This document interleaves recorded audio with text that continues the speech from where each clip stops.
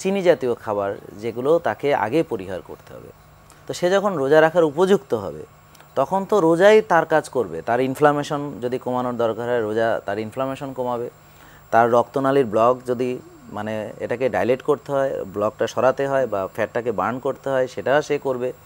তার যদি পেটের ভিতরে নতুন নতুন স্টেম সেল তৈরি করার দরকার হয় সে সেটা করবে, তার হিলিংয়ের কাজগুলো করবে, তার রিপেয়ার করবে, যেখানে যেখানে ড্যামেজ আছে সে মানে ওই যে আমার যে ডাক্তার আল্লাহ আমাদেরকে দিয়ে দিয়েছেন সে আমাদের ইমিউন সিস্টেম সে তখন কাজ করার সুযোগ পাবে। সে তার কাজ যে কোনো রোগে, এখন শুধু ক্যান্সার না, আপনার ডায়াবেটিসের চিকিৎসা হচ্ছে রোজার মাধ্যমে, বা ওরা বলছে ইন্টারমিটেন্ট ফাস্টিং। হ্যাঁ, ওরা তো আর রোজা বলছে না, ওদের পরিভাষায় ওরা বলছে ইন্টারমিটেন্ট ফাস্টিং, বাট সেটা আমরা তো আমাদের পরিভাষায় বলবো। তারপরে আপনার ধরেন ফ্যাটি লিভারের চিকিৎসা হচ্ছে এটা দিয়ে।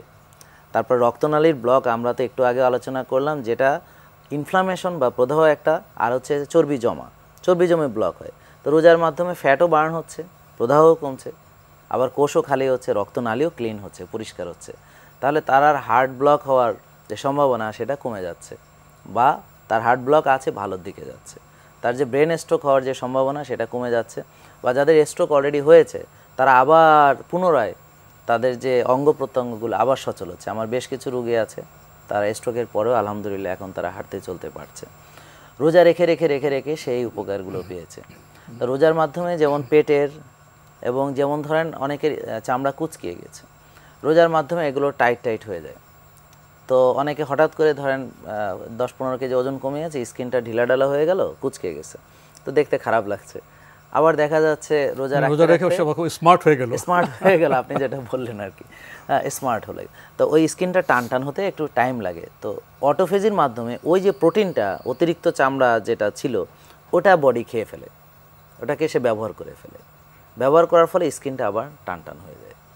আপনি দেখেন একটা জিনিস, যে আপনার যে হাড় ভেঙে গেল, আর ডাক্তাররা শুধু অ্যাপোজ করে রেখে দেয়, জোড়া কে করছে, জোড়া লাগাচ্ছে কে? বডির ভিতর থেকে এটা ডাক্তার আছেন উনি করছেন, আল্লাহ দিয়ে দিয়েছেন আমাদেরকে।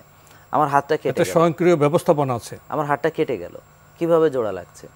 হ্যাঁ, তো আপনি যদি এটাকে মানে একটা ভিডিও করেন যে 10 দিন ব্যাপী, এবং এটাকে যদি একটানা টেনে দেখেন তাহলে দেখবেন কত দ্রুত এটা জোড়া লেগে গেল।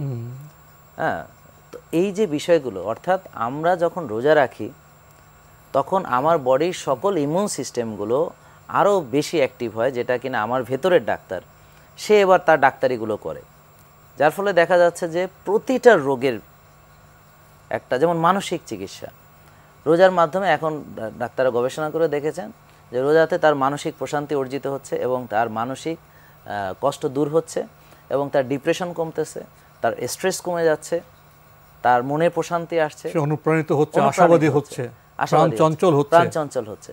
তার মানে আপনি গত পর্বে যে প্রশ্নটি আমাকে শেষে করেছিলেন, অর্থাৎ কিনা আত্মিক পবিত্রতা হচ্ছে, অর্থাৎ কিনা মানসিক পবিত্রতা হচ্ছে, অর্থাৎ কিনা কোষের পবিত্রতা হচ্ছে। কোষের পবিত্রতা বলতে বোঝাচ্ছি ধরেন পেটের যদি আবর্জনা মুক্ত হয়ে যাওয়া, যে কোনো আবর্জনা, অর্থাৎ আমার যদি পেটে কোনো প্রবলেম থাকে, আমার যদি হাঁটুতে ইনফ্লামেশন থাকে, আমার রক্তনালীতে যদি কোনো ব্লক থাকে, বা আমার কোনো হৃদরোগ যদি থাকে, আমার যদি প্যারালাইসিসের কোনো সমস্যা থাকে, বা আমার যদি লিভারটা চর্বি জমে জমে যে নষ্ট হচ্ছে, প্রতিটা ক্ষেত্রে রোজা কাজ করছে। এবং এইটার এখন প্রচুর ডকুমেন্ট, সায়েন্টিফিক্যাল লিটারেচার এখন প্রতিদিনই বলতে গেলে কয়েকটা করে পাবলিকেশনস হচ্ছে আর কি।